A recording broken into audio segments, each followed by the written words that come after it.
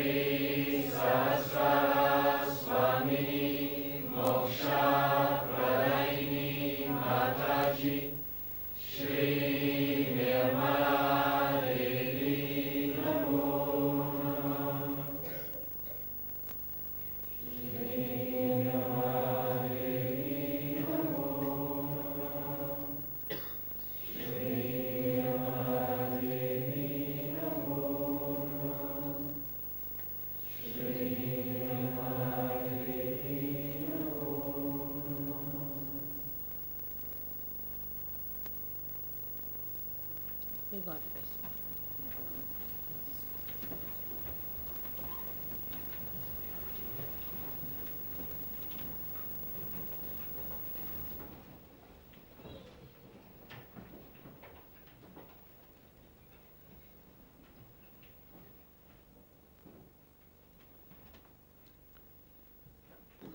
May God bless you all.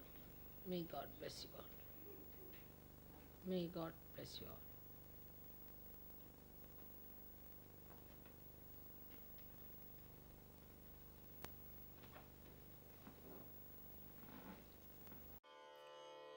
Jayesh Mataji. Before starting the seminar, let us remember Sri Ganesha and say a small prayer to him.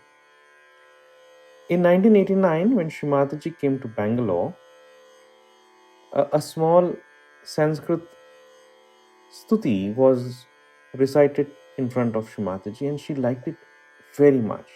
And she said that this prayer should go into the Sahaja Yoga books and everybody should say it. It's a very wonderful prayer, and every word is a mantra and a description of Sri Ganesha. This was composed by Sri Adi Shankaracharya. It is called Ajam Nirvikalpam. Come, let us listen to this stuti and then start the seminar. Jai Shri Mataji.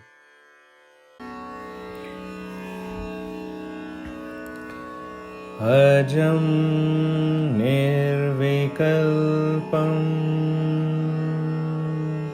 Nirakaramekam Niranandamayanandamadvaitapurnam Param Nirgunam Nirvishesham Niriham Parabrahmarupam Ganesham Bhajema Parabrahmarupam Ganesham Bhajema Gunatitamanam Chidanandarupam Chidabhasakam Sarvagam Jnanagamyam Munedhyayamakash Rupam Parisham Parabrahmarupam Ganesham Bhajema Parabrahmarupam Ganesham Bhajema Jagat Karanam Karanajnanarupam Suradim Sukhadim Gunesham Ganesham Jagat Vyapinam Vishwavandyam Suresham Parabrahmarupam Ganesham Bhajema Parabrahmarupam Ganesham Bhajema Parabrahmarupam Ganesham Bhajema.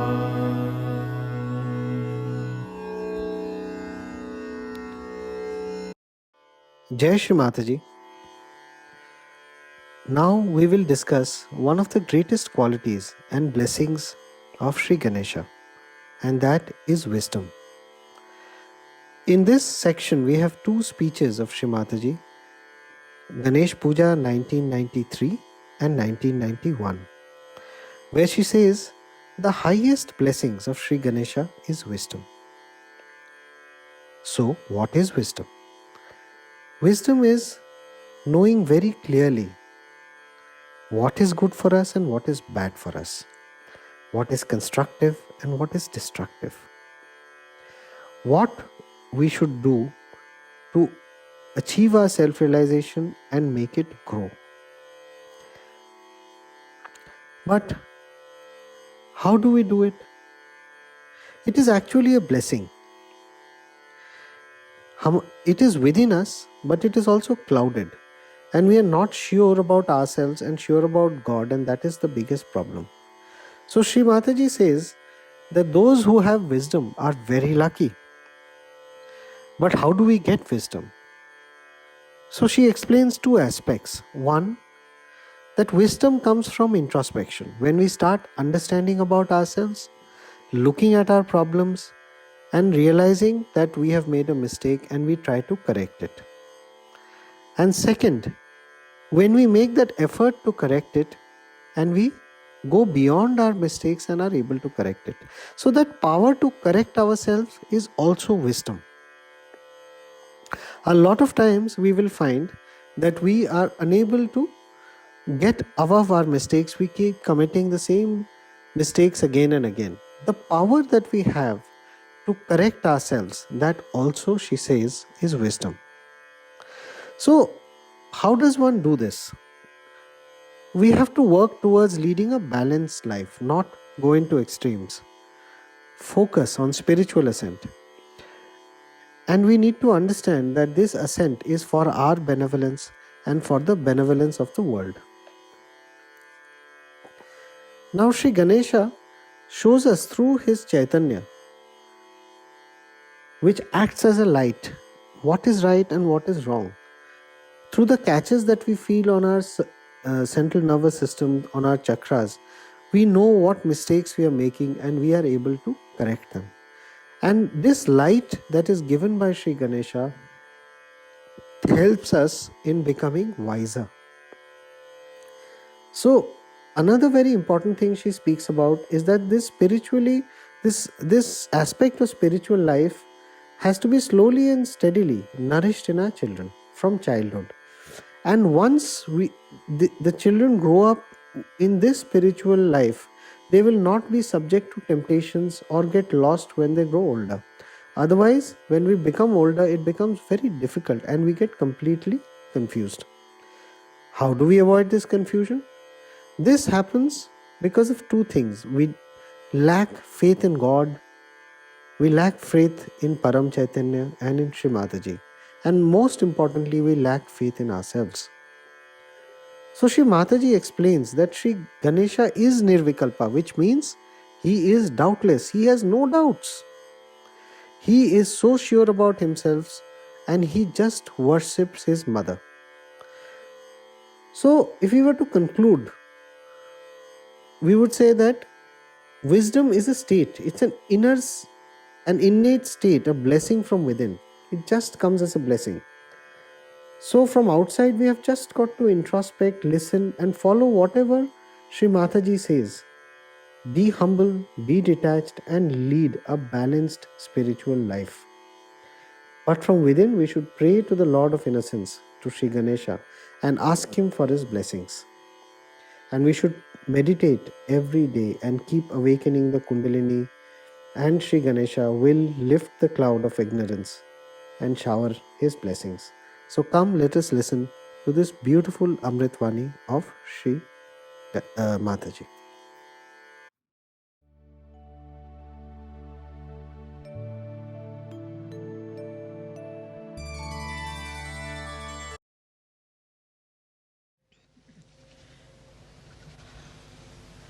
Today we are going to worship Sri Ganesha. As you know, in the whole of Europe, America, England,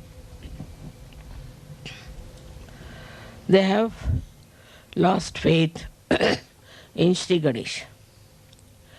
Nor do they care for his powers and for his blessings. As a result, all his blessings are not on these countries. The first blessing of Sri Ganesha, which is, I think, is the highest, is the wisdom. That we learn what is good for us and what is bad for us, what is constructive and what is destructive. What should we do to achieve our self-realization? Those people who have got wisdom are very lucky people. But wisdom comes from no source but your own understanding of life. When a person starts thinking, why am I doing such and such thing? What is the effect of my doing? What is the result of my behavior? Is it good for me or bad for me? Then wisdom comes. Even if some people know that this is bad for them, still they do not have power to control themselves. Still they do lots of bad things which they should not do. The reason is the power of wisdom is not there. A person is wise who does not only know what is right and wrong, but also he knows very well his own power not to do something wrong. He just does not do it. Wisdom is a complete power within ourselves by which we try nothing. It just spontaneously works through us and we do things which are proper and right.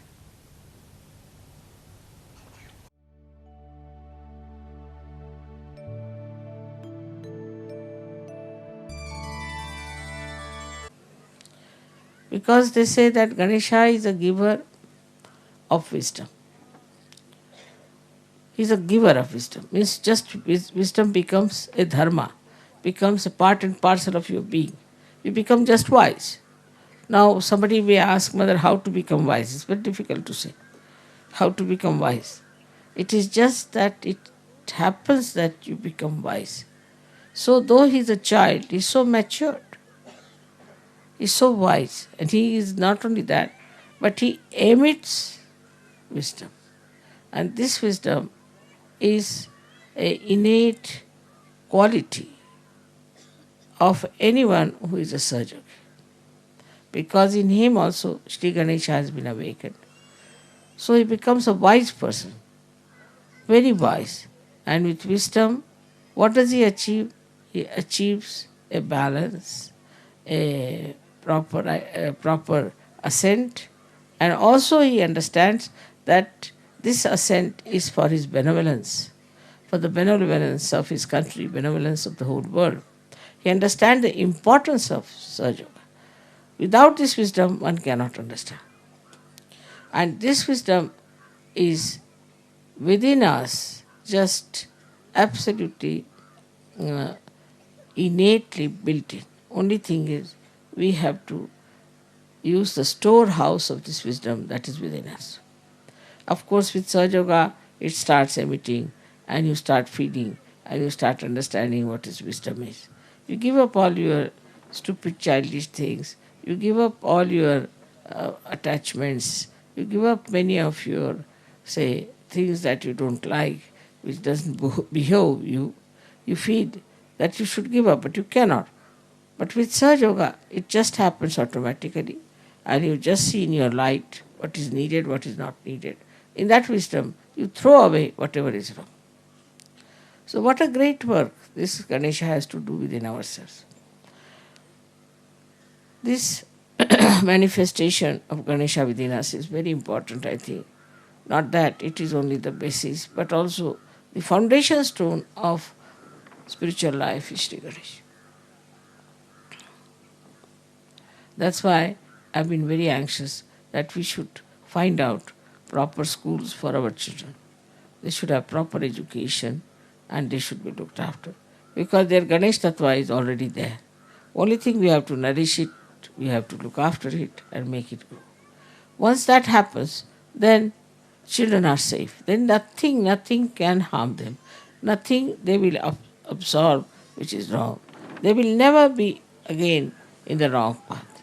But from very childhood, if you never had this kind of training or this kind of understanding about Kundalini or about the wisdom part of it, you can never later on easily assimilate it.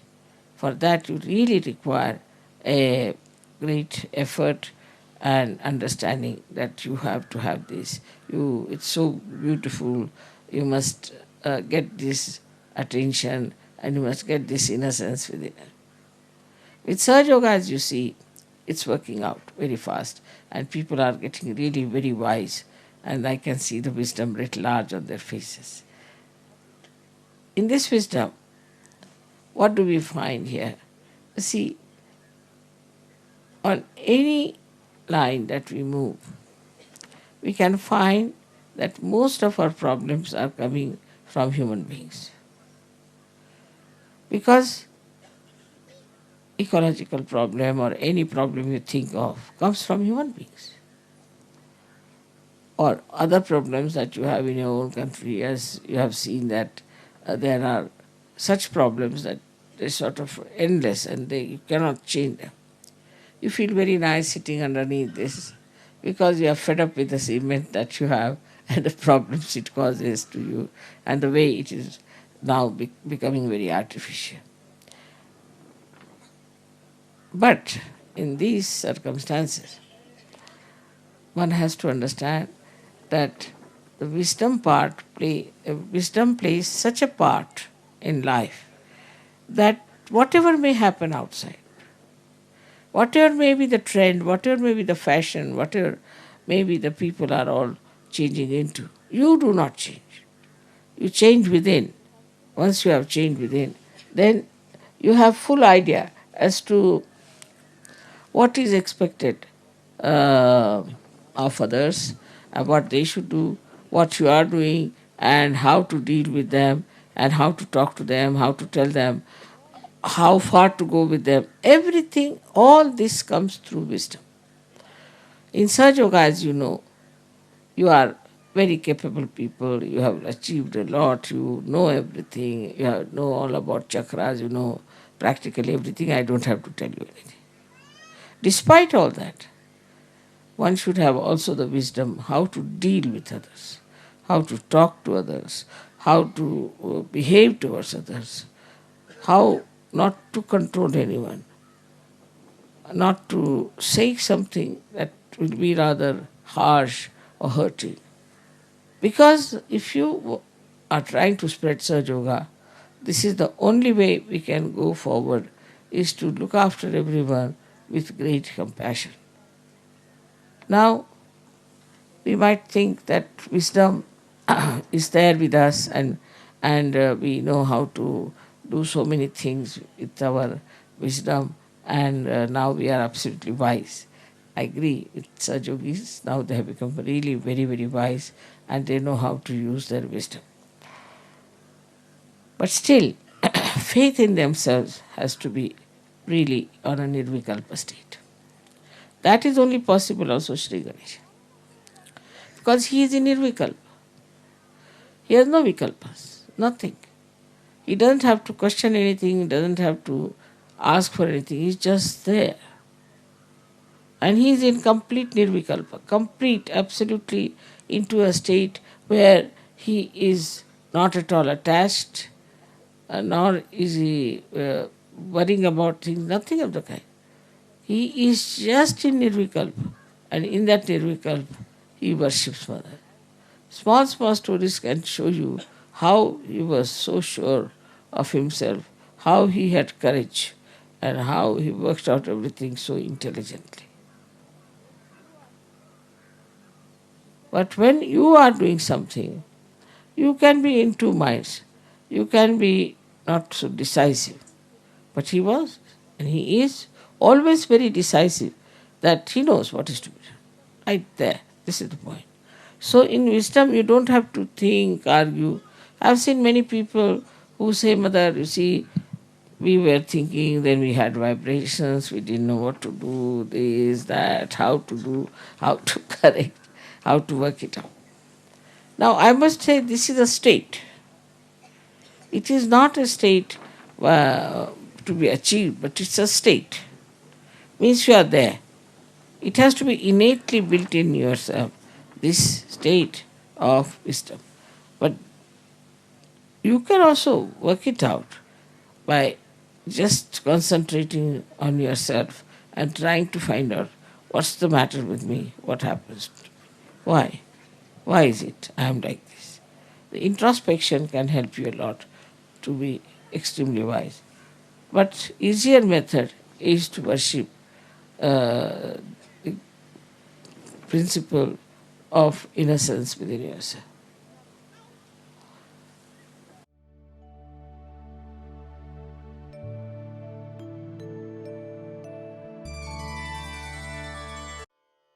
Jai Shri Mataji. One of the qualities of Sri Ganesha, apart from innocence, is that he gives purity. We will now try and understand how this purity will get manifested within all of us.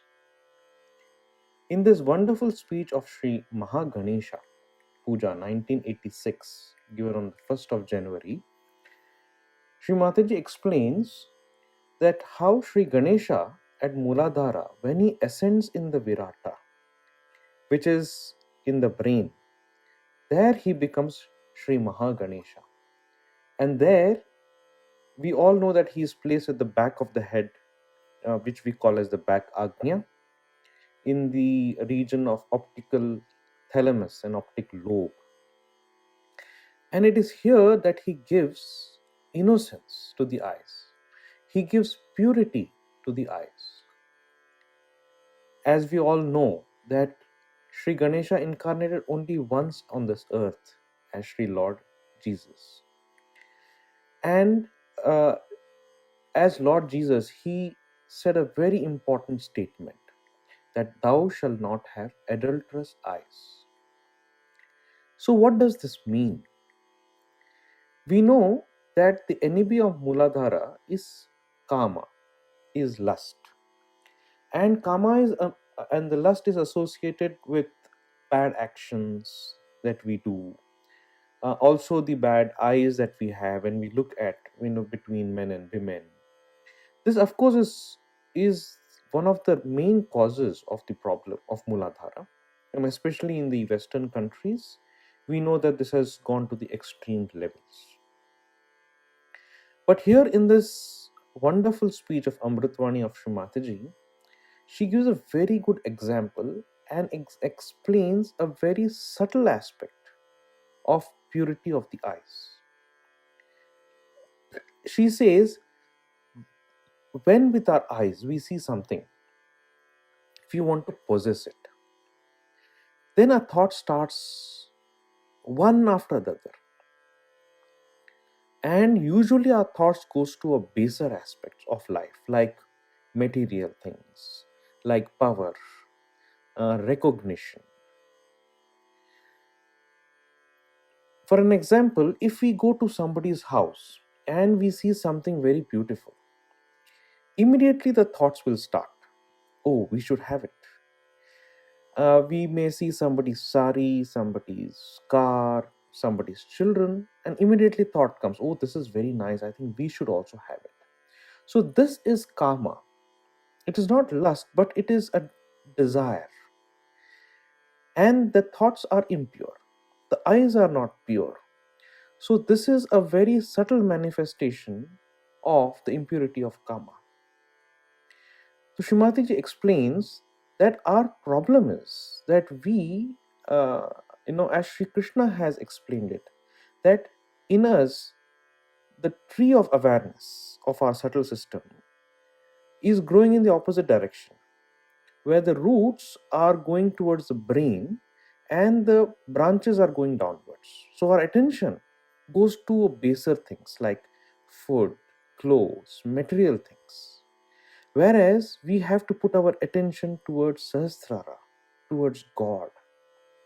So this is how we need to practice purity in our life.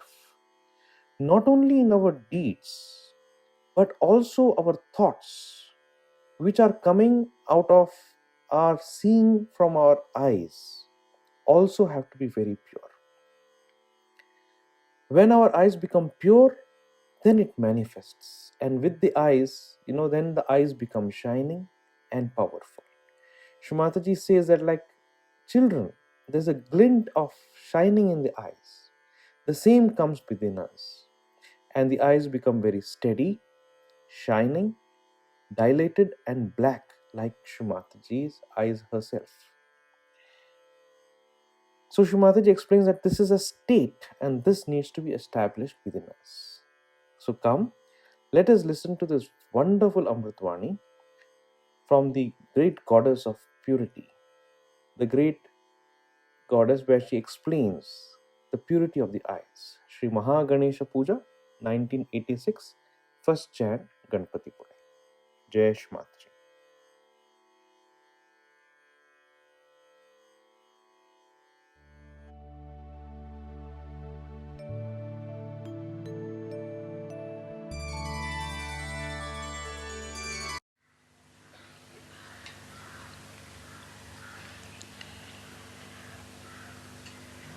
Today we all have assembled here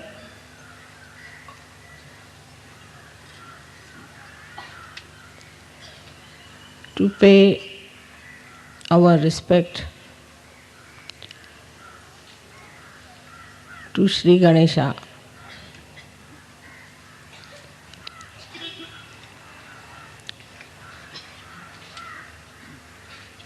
Ganpati Pune has a special significance.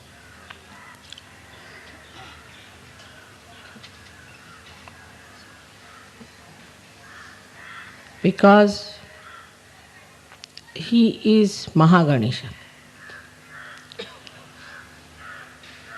The Ganesha at Muladhara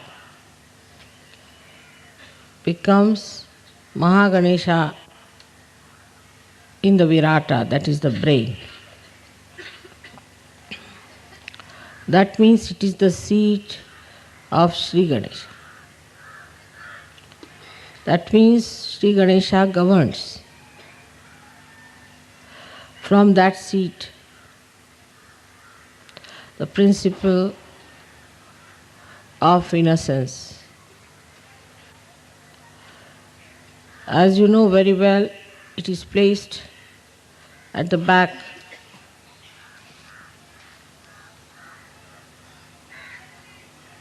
in the region of optic thalamus, optic lobe as they call it.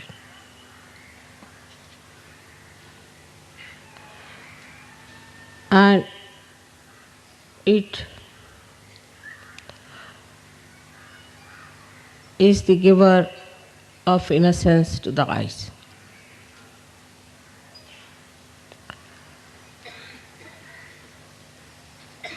When he incarnated as Christ, which is in here in the front, at Agya,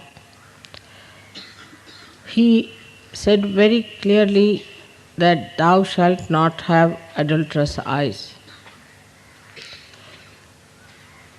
It's a very subtle saying, which people don't understand what is the meaning of the word adulterous. Adultery means impurity, in a general word. Any impurity in the eye thou shalt not have. It's very difficult. Instead of saying that you get your realization and clear your back agya, He has said it in a very short form, thou shalt not have adulterous eyes. And people thought it's an impossible situation. Because he was not allowed to live long, actually his public life is limited to 3.5 years only. So whatever he says has a very great significance. That your eyes should not be adulterous.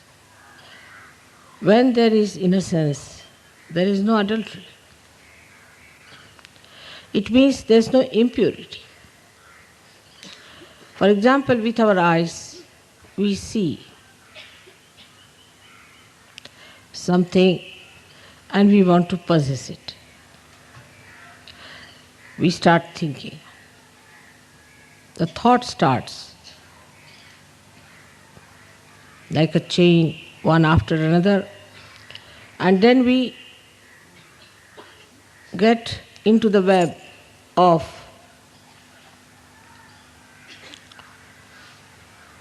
horrible thoughts, and then we become slaves of those thoughts. Without even our knowledge, our eyes are turned to things which are very gross and take you downward.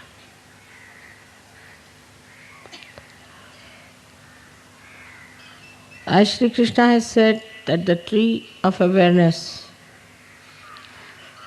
grows upside down, that the roots are in the brain and the branches grow downward. Those who have gone towards materialism have grown downward. Those who have gone towards divine have grown upwards towards the roots.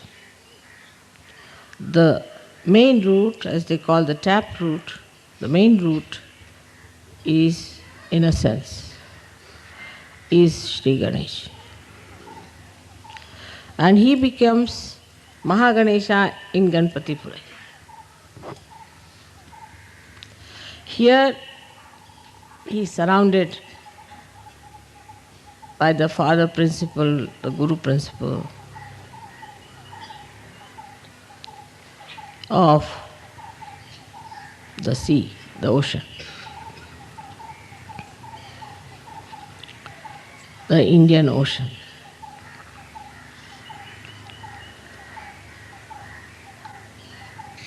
That is, here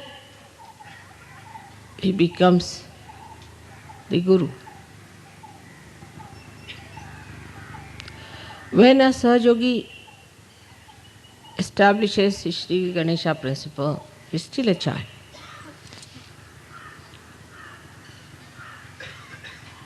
Of course, his eyes start becoming purer and purer and powerful and glistening. You must have seen when the Kundalini gives you the realization, then your eyes start gleaming, like a spark is there in the eye. You can make out a spark. With ego, it gets covered.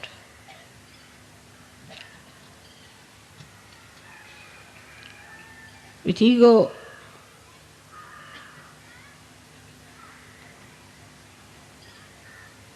it blinds. With superego, it is covered with tears. But when they are clear, to see the beauty of the eyes,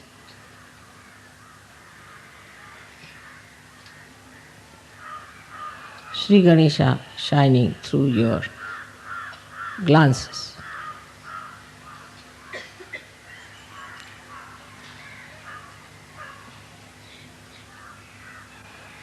The attention now starts flowing through the window of Sri Ganesha's temple.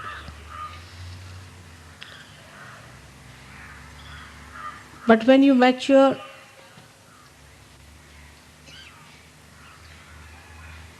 you become Mahaganesha. Then Mahaganesha is established in you, and you become a Sadguru. You become a divine Guru. You can teach others. Even a child could be that. Even a grown up person may be stupid. It has nothing to do with age, color, creed, or caste. It is a state to which one can reach at any time. Like we can say here, we had Jnaneshwara, who at a very young age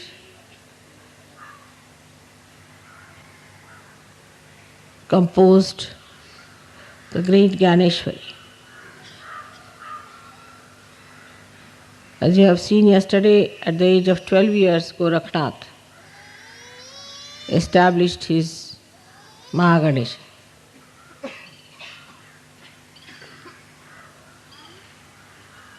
But if you do not try to ascend, then you will remain at the same stage even when you grow old. So maturity is the indication. Here, as we see in Ganpati Pule, Sri Ganesha is in its complete matured form.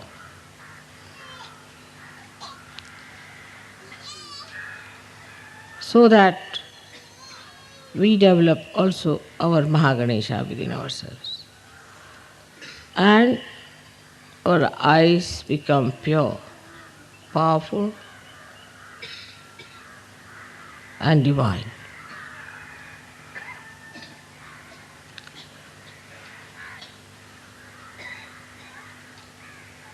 With proper working out,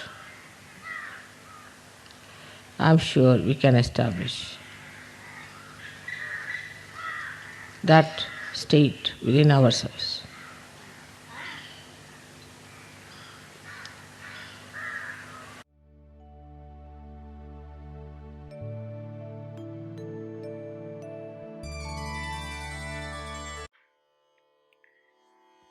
Jayesh Mataji.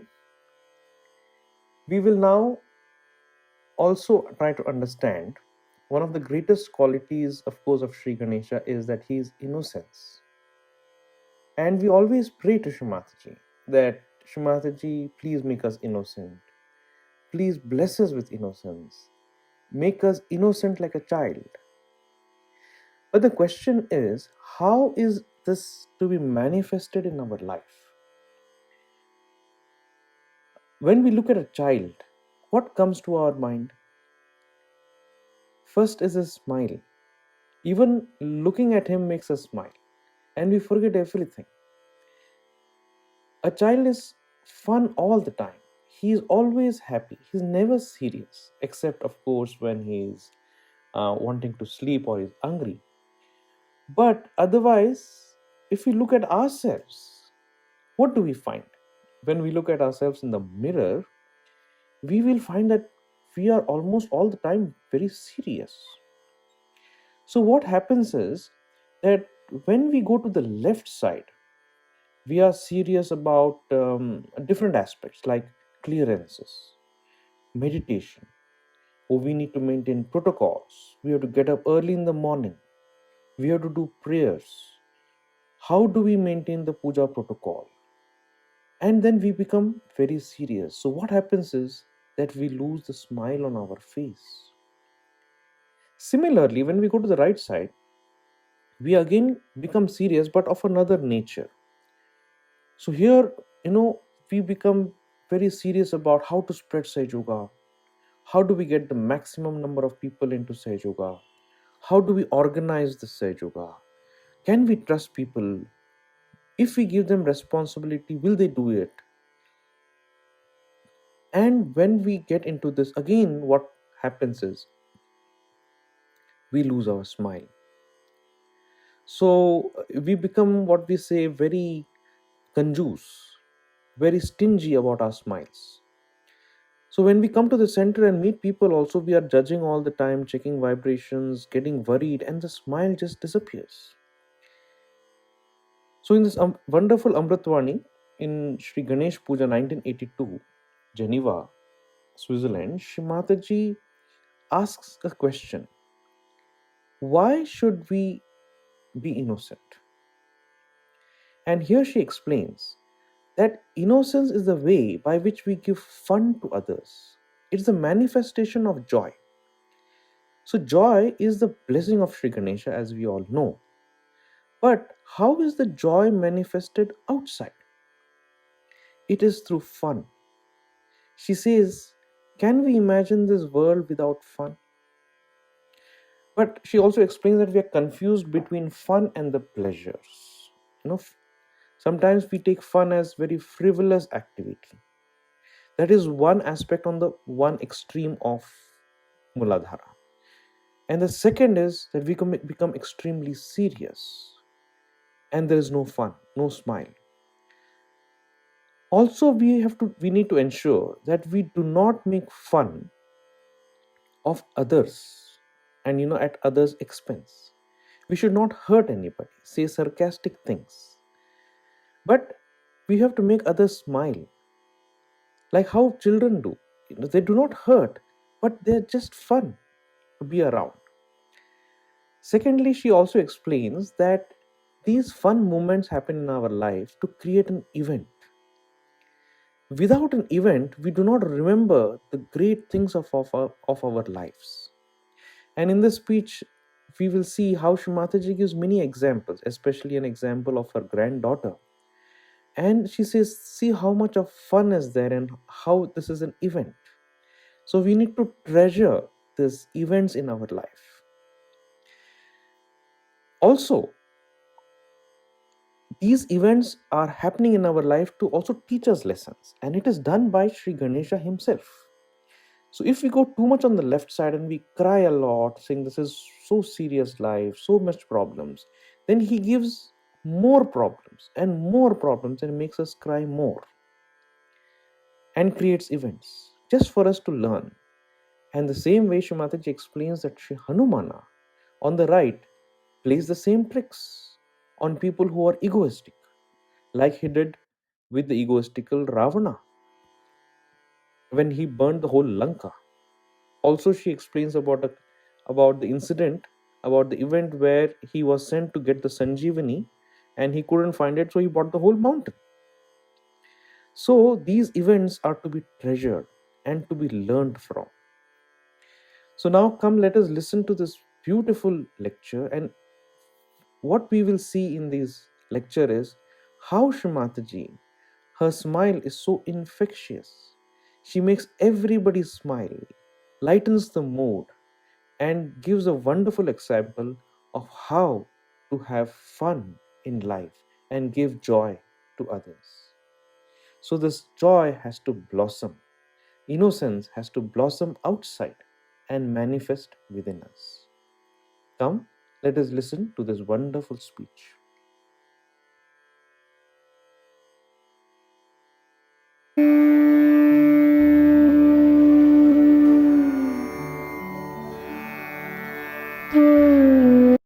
But why again? Why to have this maturity? Why to have this innocence? Again, because you are rational people. So one can ask a question, why? Innocence is the way you really give fun to others. Create the fun part of it. The fun is created only through innocence. And innocence is the only way you can really emit also the fun. Imagine this world without any fun. What would happen? But people are very much confused with the fun and the pleasures. The pleasure is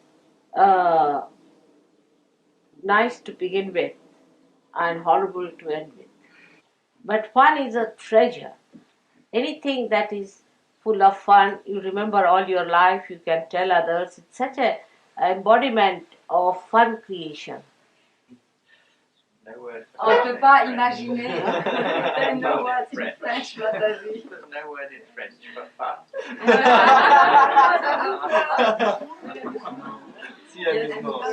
Can you imagine this French language is diplomatic? No, what for fun? No, but it's not that. That's exactly this minute. It's amusement, but it is not that. It's not so strong like fun. Fun is Fun so is strong. sweet. Yes. Strong and so beautiful. Amusement, c'est pas. Like I'll give you a simple example how these children create fun out of something. They make everything into a fun, you see. And now, you see, even when they speak or they say things, also they create such a fun out of it.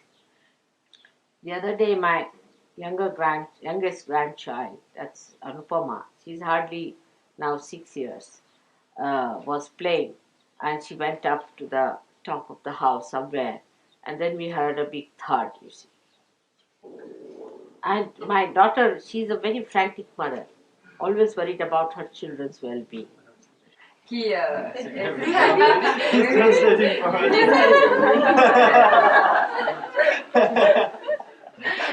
Qui est Fun, toujours eh? très soucieuse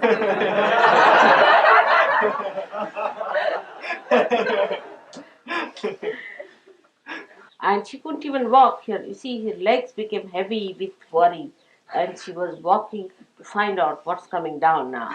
Elle était. So she shouted for the child, and the child came running down. She was Yes. quite all right. So she shouted at her, and she said, "What happened? Where did you go? Why did you go?" She just started shouting at her. So this child looked at her quite puzzled, and she waited for her to stop her shouting. Et la petite. And she said very quietly, "I have not come all the way from Riyadh here to die."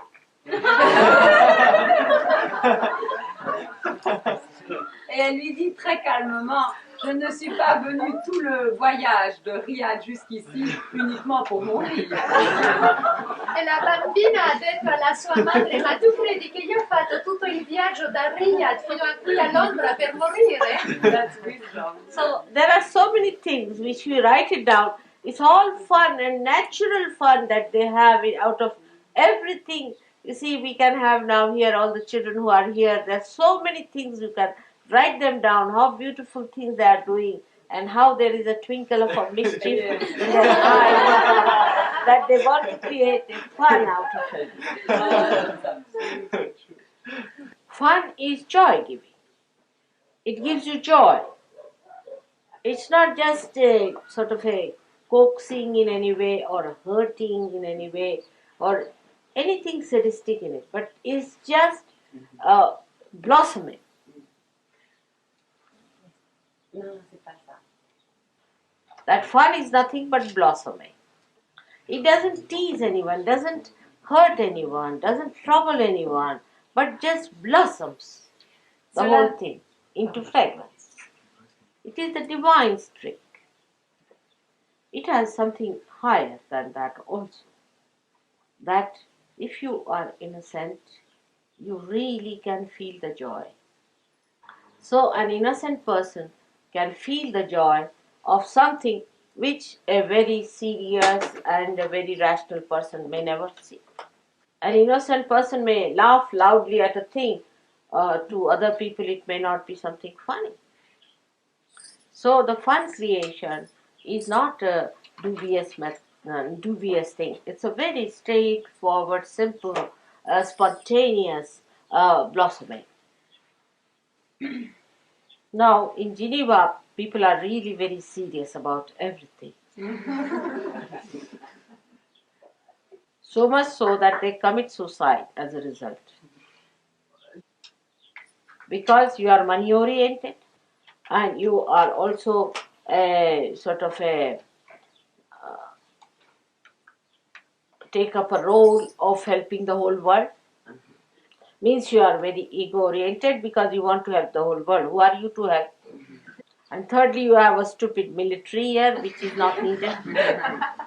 Mother, excuse me, you know that yesterday it was in the newspapers that there had been again a military airplane which crashed in Switzerland with 2 dead. With your photo next to it. That's too much to blame me.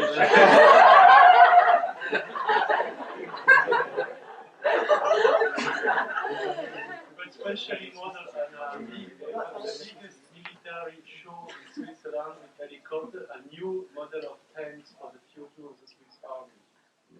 It happens now in the German Switzerland. He says it was during a show where they wanted to show off all the military strength. That's the fun. That's the fun. You see? So everybody is happy about it, you see, that this is the one how she is punished.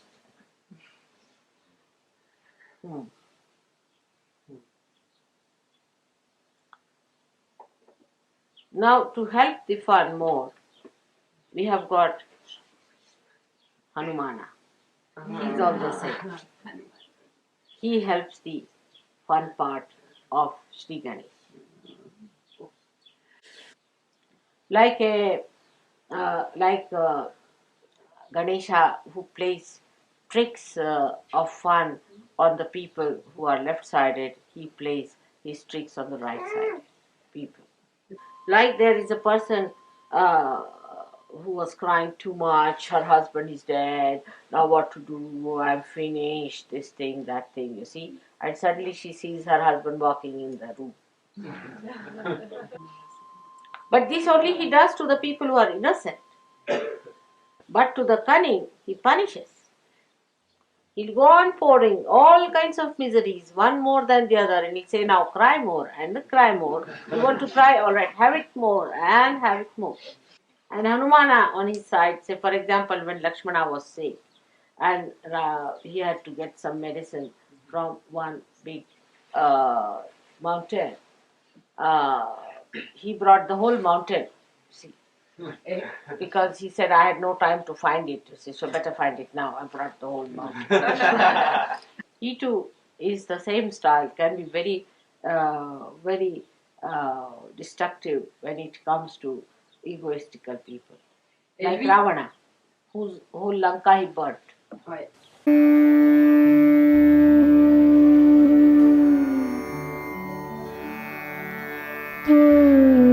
Jai Shri Mataji. Let us now talk about another quality of Sri Ganesha, and that is auspiciousness. He creates an atmosphere of sanctity. He is Shubh and Mangalmay. As we know, wherever there is his blessing, immediately the vibrations flow and purifies the place. It makes it holy. So how does this auspiciousness manifest in our lives? It manifests through the great institution of marriage. As we know that at the Mooladhara, the enemy is Kama or desires. And this has two extremes. On one extreme, we could go into asceticism, which is complete abstinence, and on the other, extreme indulgence, like we have seen in some Western societies. Now, even gay and lesbianism is a total imbalance at the Mooladhara. But the balance is in marriage. Marriages have social and divine sanctity and is blessed by the auspiciousness of Sri Ganesha. Here the purity is established, and when we have a happy and a good married life, it is blessed with auspiciousness, and the children are born into this auspiciousness, and their lives are also blessed with divine sanctity. Our home becomes a sanctified home. Divine vibrations flow. There is a sanctity of physical, mental, and emotional integration. Marriage is a symbol of sanctified life. The children, who are the most important, not only do they bring sanctity, but they also grow beautifully if we create the sanctified home. Auspiciousness of Sri Ganesha, the vibrations of Sri Ganesha flow in a happy home. These days there is a great confusion of who we should marry, when we should marry. I don't know the person. I will marry after settling in the job and I get a position. We build up expectations about our spouses and that they have to be like this, they have to be like. But marriage breaks all our conditionings. We learn how to adjust. We learn how to accept each other. We learn to be chaste. We learn how to love, and we learn the fun of that is there in marriage. It keeps our Mooladhara in balance. India is very blessed because of a very strong institution of marriage. But nowadays, this is also a cause of worry.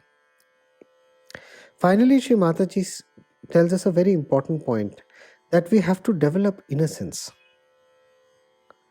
We cannot do this without meditation.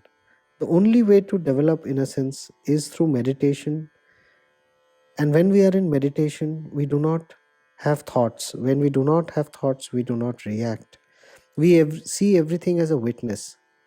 And that is very, very important for a sanctified married life, as it takes us through many hard aspects of life just to show us that if we are together, we can overcome these hurdles which make us react. Come, let us listen to this beautiful Amrit Vani of Shri Ganesh Puja 2000. Jai Shri Mataji.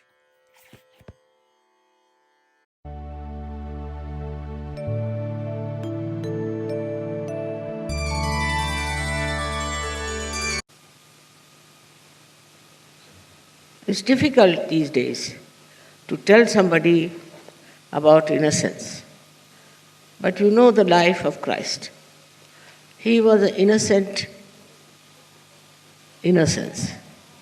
He didn't know what sort of people he was around. He thought they were all innocent. And so he was talking to them in a manner that nobody who was cunning would have done that. Because cunning always understands the cunning of others. And he said things which may not have been understood by people. But whatever he said had the vibrations of innocence. That should have put all these people in a proper sense, in a proper relationship with him. But somehow that was not the time, perhaps, for them to be realized souls. So the innocence of Ganesha was not that we should say defeated, but was very much created an atmosphere of such sanctity and beauty that you can see in the life of Christ. I'm happy you all have heard about your marriages. Why the marriage? What is the need to have a marriage? After all, these days people are living without marriage. But marriage means the sanctity of marriage. Sanctity of your physical, mental and emotional integration. If you do not have the sanctity and you live with a person, then it is not perfect. The children you will produce will not be all right. That's why the marriage is necessary. And as you know, Christ went to attend a wedding. Why did he pay so much attention to a wedding? Because that sanctifies your relationships with each other.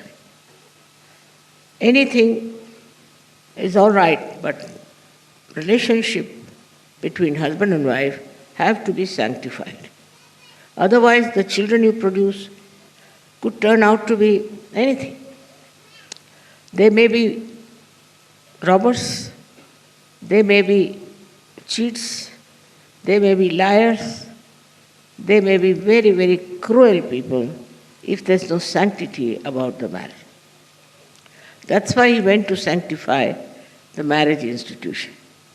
But it's absolutely wrong and nonsense that he created alcohol. What he did was to change the water into the taste of grape juice. Alcohol is called as grape juice in Hebrew language. I mean, you can say it is not called, but wine means alcohol as well as grape juice. But it cannot be, because instantly you cannot create alcohol. Alcohol takes time. It has to rot and rot and rot. Then it becomes an alcohol. But if Christ has made it in such a surge manner spontaneously, how can it be an alcohol that intoxicates? So many people, especially in Christian religion, believe that Christ sanctified wine, which is absolutely wrong. He never sanctified alcohol. He changed the grape juice into wine taste. The other day I happened to meet a person, as you know him, Romana Bhattacharya. And he said, Mother, you give me realization. I said, all right, get me some water. Brought some water, I put my fingers into it, and then he tested and said, Mother, it tastes like wine. I said, that's it. That's what Christ has done. So, there is no sanctity of alcohol. How can you expect Christ to do something like that, by which your awareness absolutely goes down? Those people who drink, are not normal people. Something goes wrong with their brains. When they drive, they create problems. When they are talking to somebody, you can make out that they are not normal. They try to be very aggressive, sometimes they can be very passive. Mostly they are very aggressive and very much behaving in a manner that doesn't behove a human being. So, we must understand that this wine, so-called, which is being fermented for days together, is very wrong and against the spiritual life. All those countries where alcohol is accepted as a very sanctified thing are just going to dogs. It is against Sri Ganesh. It's against innocence. And so such a person can become very cunning, very shrewd, very dominating. All kinds of bad things can come through him. And one cannot trust a person who drinks and becomes a drunkard. He can get after his wife, his children, anybody, and try to destroy their lives because he knows he is himself destroyed. So the one thing one has to understand, innocence doesn't allow you to have anything like that goes against your awareness. Your human awareness is very important. That must be respected. Anything that you take that spoils your awareness or spoils your health is all wrong, especially for surgeries. You have to keep your health all right. How do you keep your health all right? By avoiding all such things, those which destroy your health. So the married life is a sanctified life. It's a life which is being blessed. Now we have priests, but I would say in Sahaja Yoga, they are all blessed by me. So one should understand that this is a very big thing that we have got. But there are many I have known who come round saying, Mother, we want a divorce. We are trying to make up a good marriage. All kinds of stories they tell. If you know it's a sanctified marriage, it's a marriage which is being done under all the ceremonies of Sahaja Yoga, it cannot be a bad marriage. But if you are bad, nobody can help. If you have funny ideas about marriages, you should try to correct it. If you want to marry in Sahaja Yoga, then please see that you respect the sanctity of marriage. I know sometimes women can be bad, men can be bad, there can be problems. But a person who's wise will try to endure all that because she wants or he wants to respect the sanctity of marriage. This one is a very contradictory thing there, which comes to that Christ was born without the marriage and Ganesha was also born without the marriage. They themselves are sanctity. They don't need any sanctity from outside. They are innocents. And for innocent people, they don't need any kind of a ritual or a kind of a ceremony. That's how they have been born, absolutely pure of innocence. But that doesn't mean that we should take their example into ourselves. They were divine personalities. And they were to be born like that, while we have to be sanctified and leading a sanctified life. This is a difference between an incarnation and a human being. It's easy to criticize incarnation. Very simple to criticize them. All incarnations have been criticized by human beings because human beings cannot understand them. But try to be really very pure and innocent, and then you will understand that why their lives were on a different line, different style.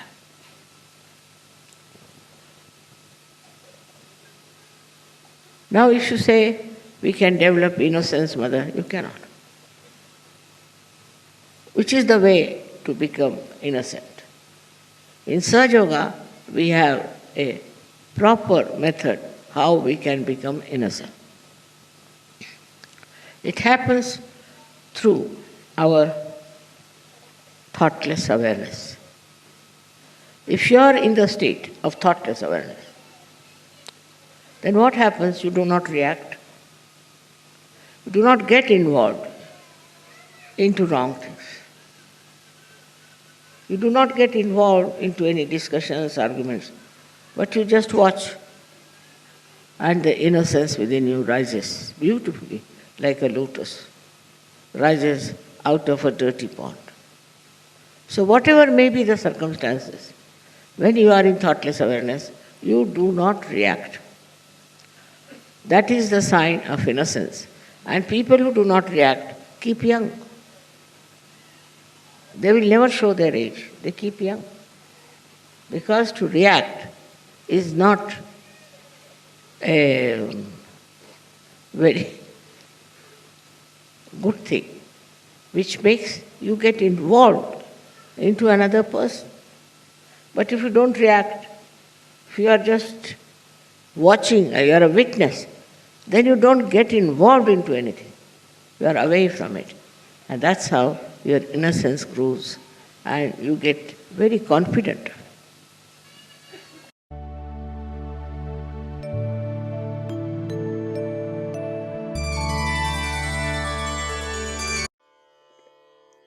Now we will talk about the next aspect, which is satisfaction and contentment. As we all know that Sri Ganesha was created to fill the whole world with the power of auspiciousness through his Chaitanya.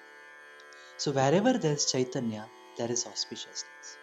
And we also know that this quality of Sri Ganesha is innate and it cannot be destroyed. It may be covered with the ignorance, the cloud of ignorance, but he is always eternal. So what do we have to do to awaken Sri Ganesha within us? What do we need to do is the question. Shri Mataji in this wonderful speech has said that she has created all of us in the same pattern like Sri Ganesha. In this speech, she further says that the Kundalini of Sri Ganesha is on his stomach. What does that signify? That signifies that he is beyond the temptations of Muladhara and he has control over desires of food, power and material aspects. His stomach represents absolute abandonment and freedom. He is not bothered about anything. He has many great qualities within him. And if we can follow that, then what will happen is by the qualities of Sri Ganesha, we will be nourished and we can also have the same blessings of Sri Ganesha. Shri Mataji also talks about different aspects of Sri Ganesha in this speech. one of the most important which he mentions is he knows his mother and does whatever she says. He is completely surrendered to her, and this is his innate wisdom. We all know the story of how there was a race between him and Sri Kartikeya about going around the Mother Earth, and how Sri Ganesha won the race by just going around his mother, because who is greater than his mother?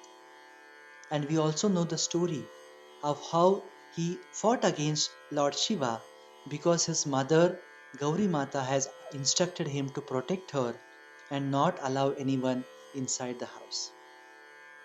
So this talks about complete faith and surrender on his mother. Second aspect which Mataji mentions in this speech is he is absolutely sure about himself. He has absolute faith on himself. Like in the Nirmal Gyan program, in the Becoming session, we also had discussed that one of the most important quality for us to ascend is to have faith on ourselves. And that is what is Sri Ganesha. He is also called as Nirvikalpa. He has no vikalpas, that is, he has no doubts about himself or about his mother. In this speech, Sri Mataji also explains that he is able to accept everything. He accepts his head, which is of an elephant. He accepts his vahana, which is a mouse. And he accepts his belly, his stomach, because he is absolutely satisfied. Contentment is his biggest special quality. So we also have to accept whatever God gives us. Be content, be self-satisfied with whatever is the blessing we receive from the God. And this is how we can go beyond the temptations and desires. So we have to accept whatever we receive. Our relationships, our husband, our wife, the material aspects of our life. We may be rich, we may be poor, we may have food to eat or we may not have. Whatever position we are in life, when we accept that, that is when we are able to go beyond the temptations and be in complete balance, like the quality of Sri Ganesha. But at the end, Sri Mataji also says a very important part, that we need to have wisdom not to accept the goods and bad qualities of others. So if we do that, then we'll become hippies. We need to have a balanced life. We need to work hard, but be satisfied with what we receive by the grace of the Divine. Because our attention should always be on the higher aspect of ascent. That is, we need to have our attention on our Sahasrara. And when we do that, then we will be able to grow in our ascent. So Srimati says, the main root of this quality to grow is innocence. And Sri Ganesha is innocence embodied. At the gate of the kingdom of God, Sri Ganesha stands. And at the base of the brain, Lord Jesus stands. He is also embodiment of innocence. So with this understanding, let's now listen to this wonderful speech of Shri Mataji of Sri Ganesh Puja, 15th September 1991, Kabila, Italy. Jai Shri Mataji.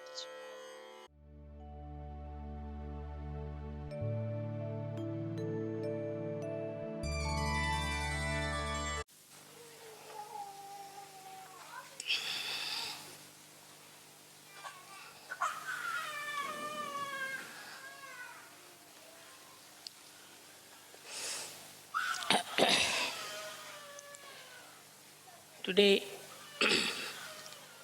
is the happiest day for all of you, for the whole universe, because Sri Ganesha was created. He was created to emit auspiciousness through his Chaitanya. First, the whole cosmos was filled with this Chaitanya Srishti. Then Brahmadeva came into play and he created all the matter. But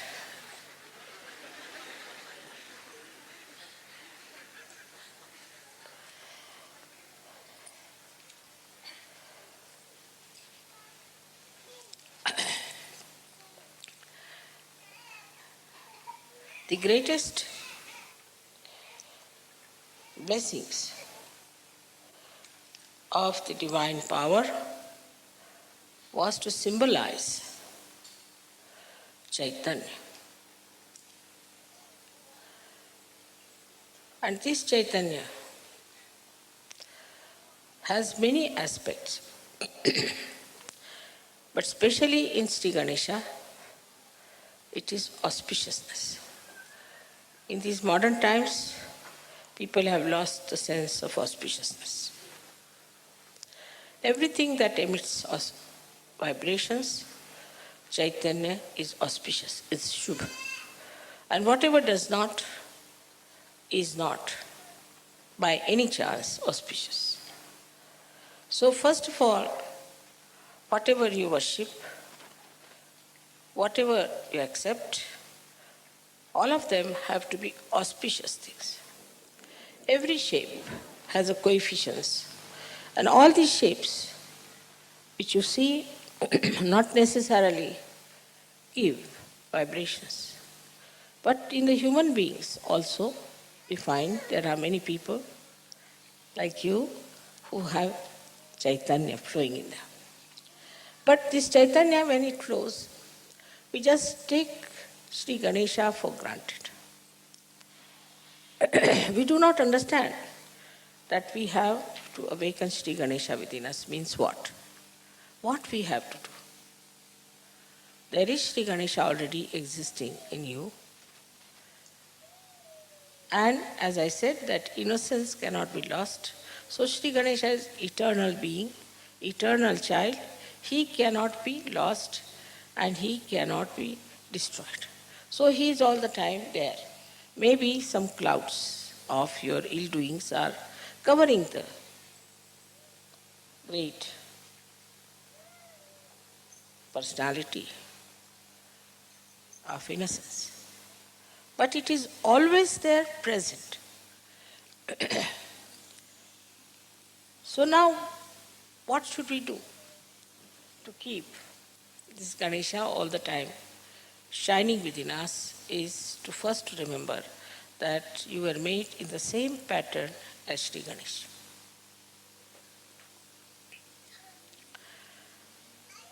But his Kundalini is on his stomach. His pure desire is on his stomach. It's very significant to understand why it is there that his Kundalini is on his stomach. That means he does not have to conquer the temptations of Muladhara at all.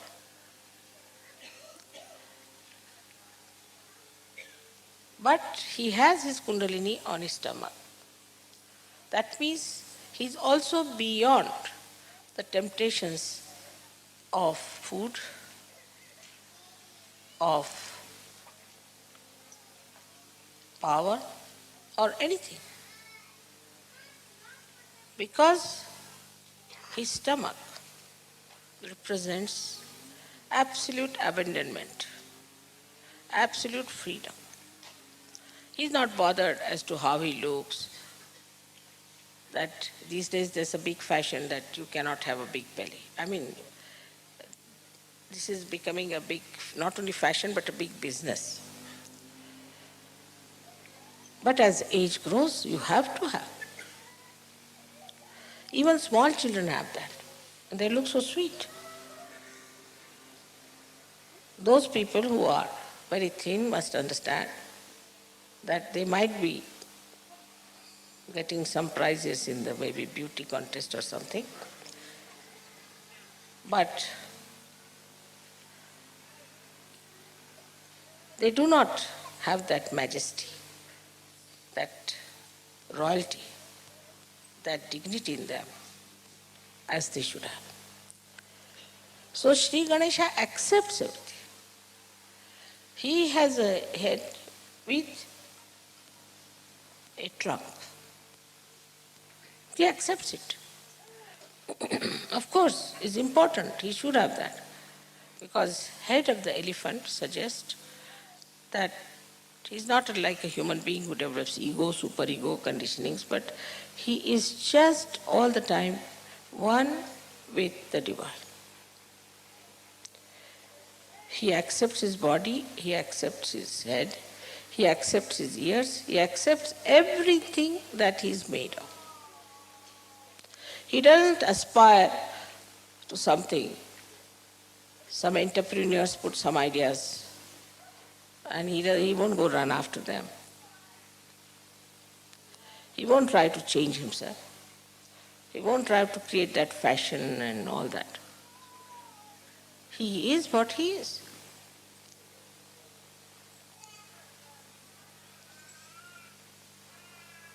Because he is a satisfied soul. The Kundalini on the stomach shows a complete, self-contented, satisfied personality of Sri Ganesha.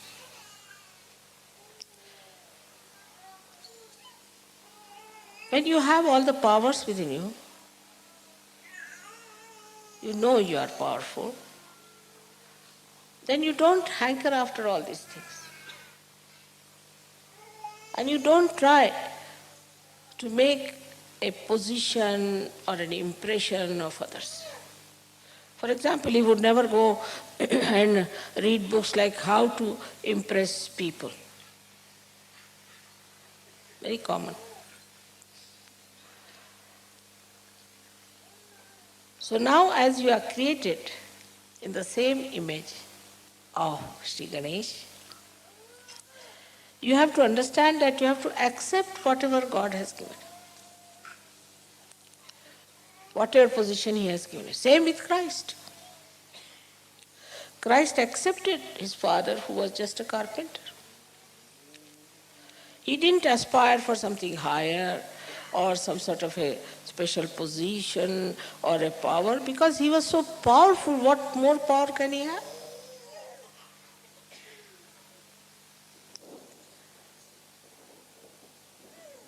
Though people mocked at him and laughed at him and could not accept what he was saying. But still, he was self-contented, self-satisfied. He knew what it was. So for a Sahaja Yogi, first thing is to be self-contented. As I told you, the fundamentals of the Western life is to see and to be seen.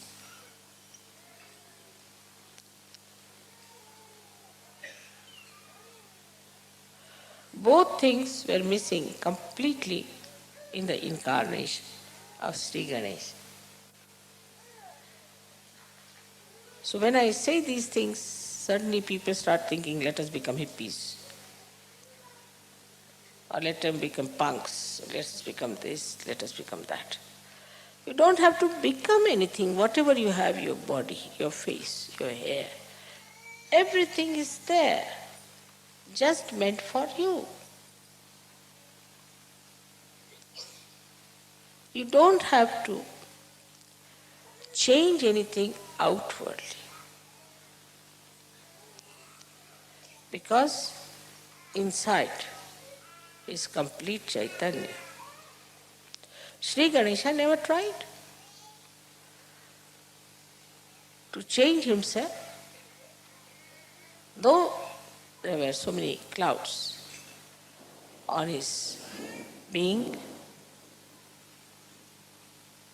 though many people insulted him, tortured him, hanged him, crucified him, still the eternal being didn't bother.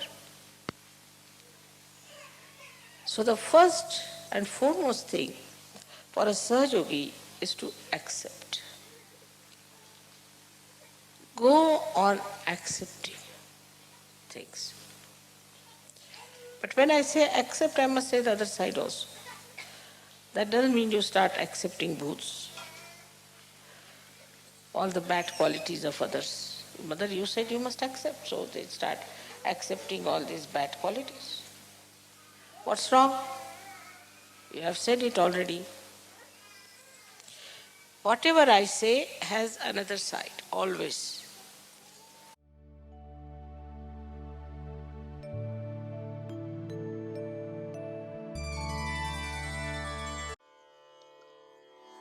Jai Shri Mataji. Let's all sit in meditation now. We'll open both our hands towards Shri Mataji. As Shri Ganesha's greatest quality is recognition of his mother. And as we all know, we have been built in the same way as Shri Ganesha. We all love him. He is our eldest brother, our ideal, the Adarsha Sahajyogi.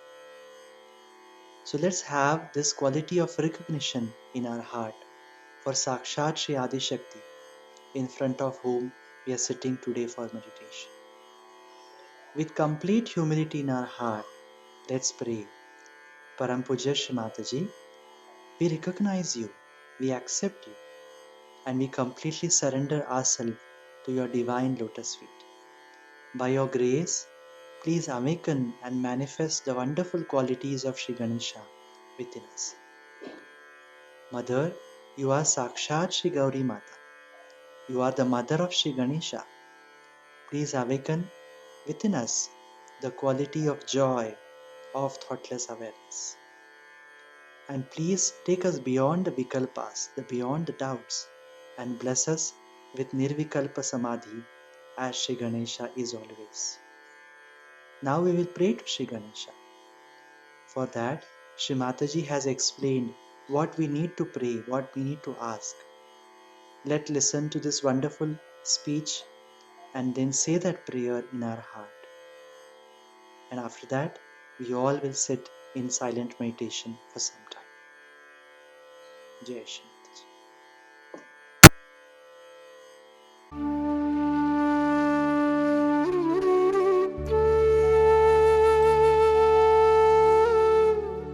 So today's puja is specially to be done with a prayer in your heart that Sri Ganesha, please be kind and merciful and forgiving, that you manifest within ourselves. Let all these hypocritical things, all these conditionings, and all these wrong ideas we have, or all the wrong life we have had, should just disappear like thin air, and let the beautiful moonlight of your soothing qualities of innocence be manifested through us. Let us manifest these qualities. This is what is to be asked.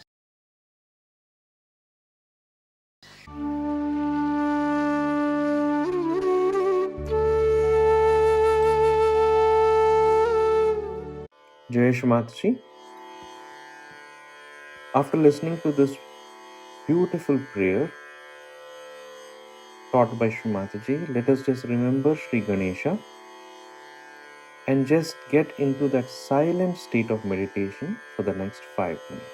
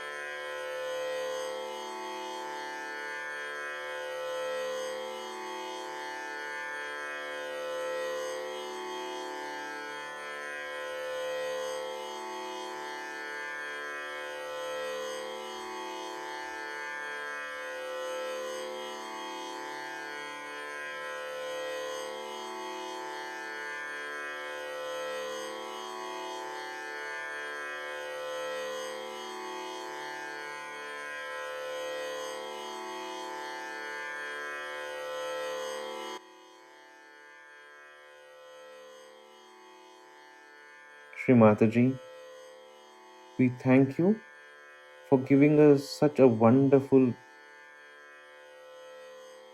state of meditation.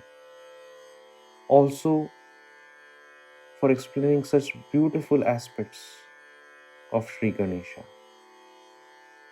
We are very indebted to you for giving us this wonderful knowledge, and we pray at your lotus feet that all of these qualities will be manifested within us. Shri Mataji, Koti Koti Pranams at your lotus feet. Koti Koti Pranams at your lotus feet. Come, let us say the three Maha Mantras. We will look at Shri Mataji and her lotus feet.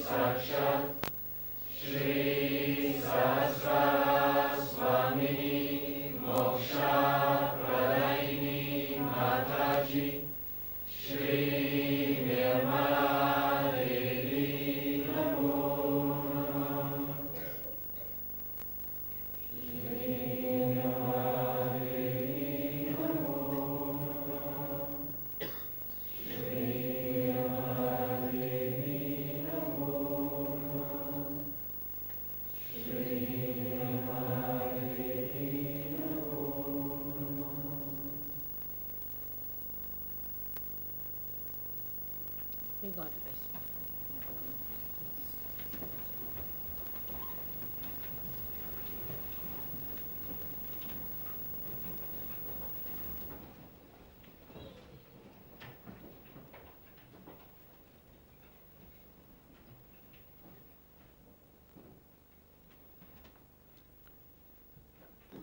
May God bless you all. May God bless you all. May God bless you all.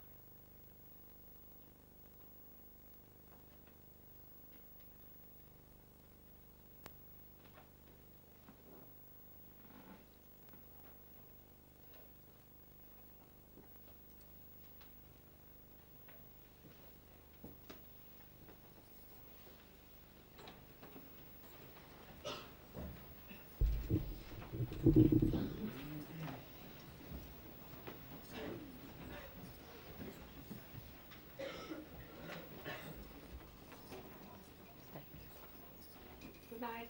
Good night. Good night. Good night. Good night.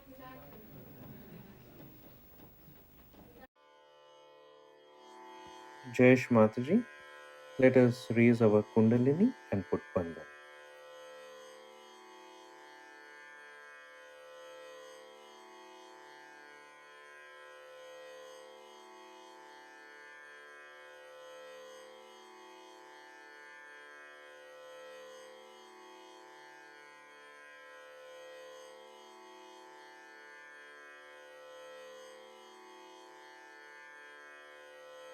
To conclude today's session, let us just summarize some of the important aspects of what we learned today.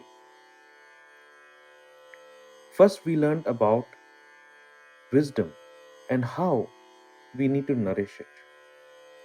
we learned that we cannot demand wisdom. It comes innately and is a great blessing of Sri Ganesha. But with introspection, by leading a balanced life and keeping our attention on the spiritual ascent, we can develop the blessings of wisdom. Secondly, we learned about purity. What is purity? Which we should practice and how. As we understood, one of the aspects is to keep our eyes pure.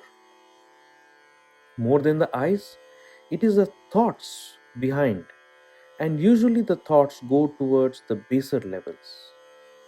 But we have to move it up towards the Sahasrara, and we need to use the root, which is innocence, for our spiritual ascent, and our thoughts should always be towards that. Third, we understood about innocence and one of its manifestations in our life, and that is that we need to practice fun. Just like children, it is the blossoming of the joy, and we need to spread that joy to everyone. And we should not be very serious or too frivolous on one side or serious on the other side. But a smile is a very important aspect of our life, and we need to give fun to others. That is the manifestation of innocence.